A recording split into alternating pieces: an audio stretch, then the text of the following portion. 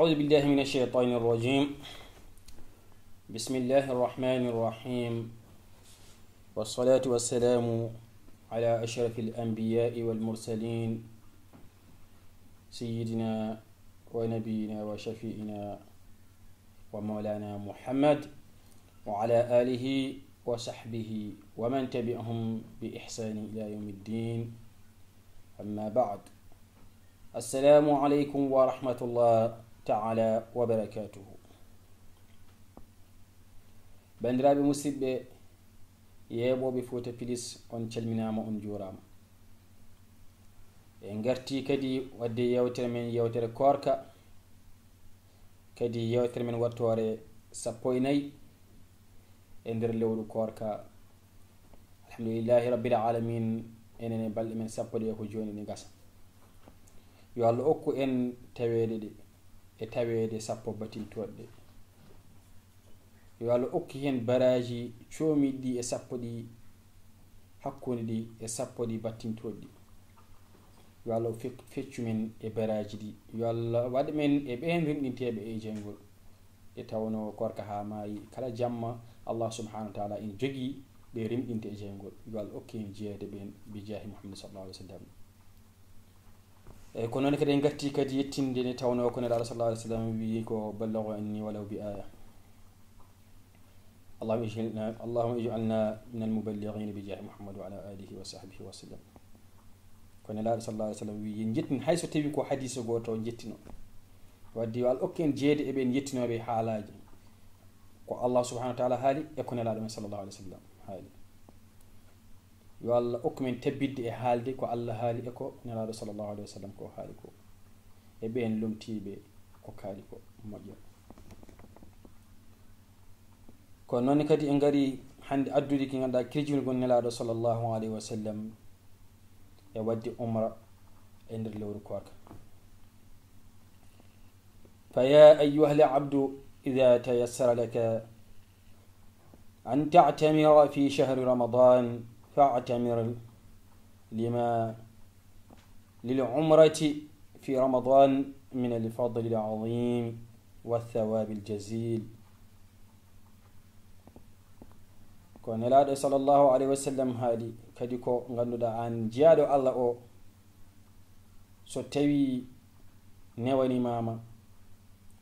hajju e nder waɗoyde umra e nder ganduɗa lewru korka, yawat sabu umar e nder lewru korka ina waɗi ɓural mangal ina waɗi baraji kewɗi. haythu anna thawabu l umrati fi ramadan ka thawabi hujja kama jaa anhu sallallahu alaihi wasallam. ya fam kadi waɗɗoyde umra e nder lewru korka wayi kono hajjude ni baraji ɗi e ko ganduɗa nelaɗo sallallahu alaihi wasallam addi ko hono ko are nelaɗo sallallahu alaihi wasallam he ko ganduɗa ko ƴetta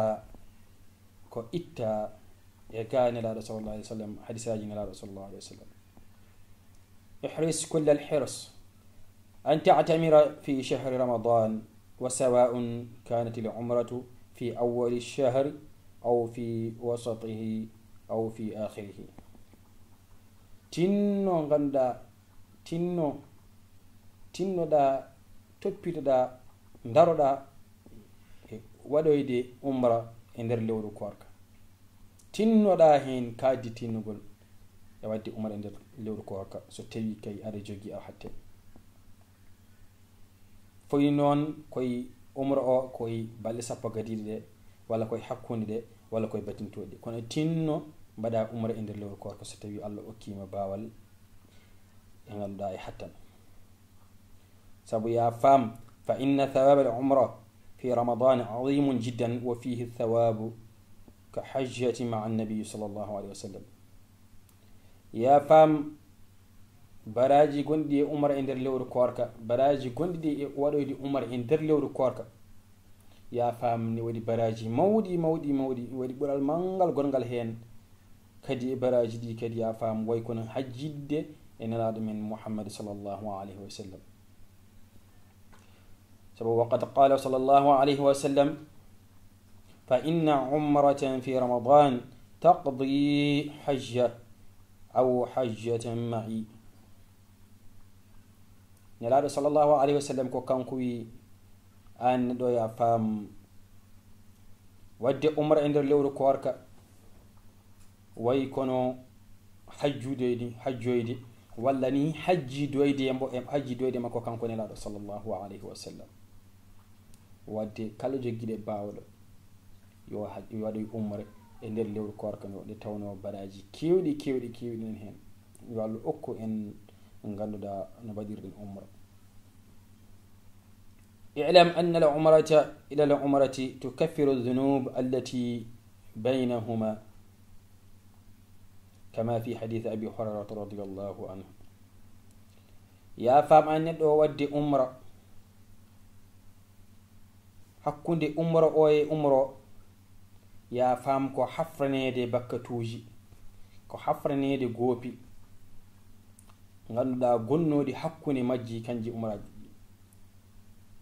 ta waɗi umra ya fam a yaafede umro oɗon ha umra garowo mo bannoɗa o walla mo mbaɗɗa jawtuɗo ha faade o hande mo mbaɗɗa o ya fama hafrede ko yaafede bakkatuji maɗa كحنا أرد حديث أن رسول الله صلى الله عليه وسلم قال على عمرة إلى العمرة كفارة لما بينهما نرى صلى الله عليه وسلم بي أمرها أمرة يا فام كحفر نيدي بكتوجي كنو دي حكوني مجد والحج المبرور ليس له جزاء إلا الجنة o yi noon ya fam hajju jaɓaɗo hajju timmuɗo jaɓaɗo ya fam wonani jobdi musa wona aljanna hajju timmuɗo jaɓaɗo ya fam ala ko woni jobdi mum so wona aljanna fam Allah yoɓanma tan ko aljanna an jiyaɗo Allah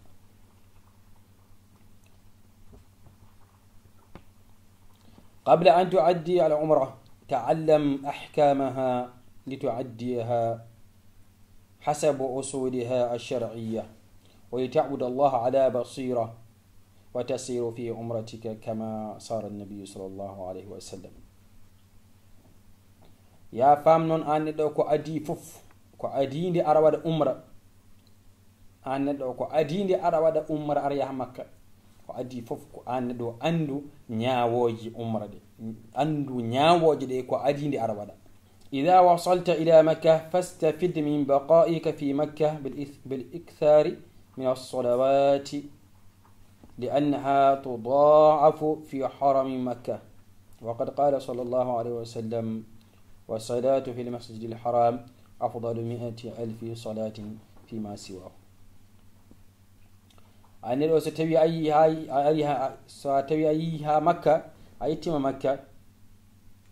naftorda kuutoɗa ganda gongal ma kangal e hebbinde juuluji taari ha makka kebbinaɗo juuluji mbaɗa hen juula hen ko heewi kebbina juuluji nde tawno ganduɗa so ko juulata hen ko fo ko cowanɗe ɗon ganduɗa e makkatal mukarram ko noon nalaɗo sallllahu alayhi wa sallam kanko wi ganduɗa an ɗo ya faam juulu ɗon e masjidil haram ɓuri baraji ɓuri hewde baraji laabi ganduɗa temedere ujunere baraji ganduɗa juma masjidil haram so tawi a juuli ɗon baraji mum ɓuri temedere ujunere e juulde masjide goɗɗe mo wona masjidil haram wadde so tawi a yeehi masjidil haram kebbina e juuluji e masjidil haram ko nelaɗo men sallllahu alayhi wa sallam haali ɗum أن أكثر من الأعمال الصالحة في مكة المكرم لأن الحسنات تضاعف في الأمكنة الفاضلة كمكة والمدينة أن ستوي أيه مكة والمدينة هب ودي قول مؤجي لتونو تون براج مؤجي بتي تون كلا مؤجي لما تون سوانتي سبقو نكوي نغندا برنادي نكوي فوف تواني كدي كلا ko badda hen mojjere a sawante dum ciowande ya famni kadi ndemtada wahdar min adh-dhunub wal ma'asi fa innaha tu'azzam fil amkina الفاضلة.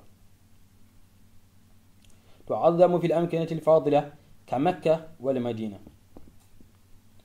ندو وقت آن سايه كدي مكة المكرم ولا مدينة المنور nden toda e wadde ganduda gopi e wadde ganduda bakkatuji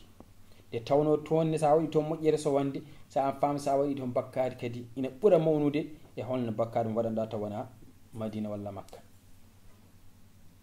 ko min daga sa wadi bakkari tawana makka e sa woni makka sa wadi bakkari badaw makka burata mawnude e bakkari badaw wana makka waldan wadde bakkari وجاء رسول صلى الله عليه وسلم. كونم إذا تيسر لك كثرة الطواف بالبيت الحرام الكعبة غندا سو تبي كدي نوانا ما مكدي وانغاري سودو كعبة هبين دي بانغول سودو كعبة يا فام فإن للطواف فضلا عظيما يا فام بانغول سودو هبين بانغاري غندا يادي أرتون أرتقوا كعبة نوري هار أرتا ya fam ni wadi bural mangal no fi ciaro wadde so tawi Allah newni en jehi makkatal mukarram kibbinen e wangade suudu bele den baraji coomidi hendi kalno burda hen wangarade ya fam ko non baraji di burata heewirde wadde sen jehi ton tinnaden e wangade tinnaden e yaade enen garta enen bango wadde yo al ukku en no jaaruden makkatal mukarram yo al ukku en no jaaruden madinatul munawwara ha juuloden gido men mo ganduda habibun bihi yu'dil ilahu wa yakra'u shaykhul futi non nala sallallahu alaihi wasallam ko kan woni gido Allah mo ganduda Allah ina okkire sababu ni makko kadi Allah en reeni sababu makko nala sallallahu alaihi wasallam wadi non yo al okku en no jaawden makkatal mukarram en jaawden madinatu munawwara ngam jooriyaade gide men nabil mustafa sallallahu alaihi wasallam bo Allah subi tagore mum bo Allah subi dum e tagore mum bo Allah subi kadi burni kadi leñol makko kanko nala sallallahu alaihi wasallam hande kadi en gari ha en kebi do ayati yewtere men sappo ina biye yo Allah okku en baraji somi di le wondo yo Allah okku en naftorade ko somi ko e halaka yo Allah okku yo Allah tegge pele men ila siratal mustaqim kala hen ko men ki koto men kala hen ko timmi koto Allah subhanahu wa ta'ala in uridu illa al-islah ma istata'tu wa ma tawfiqi illa billah alayhi tawakkaltu wa ilayhi unib.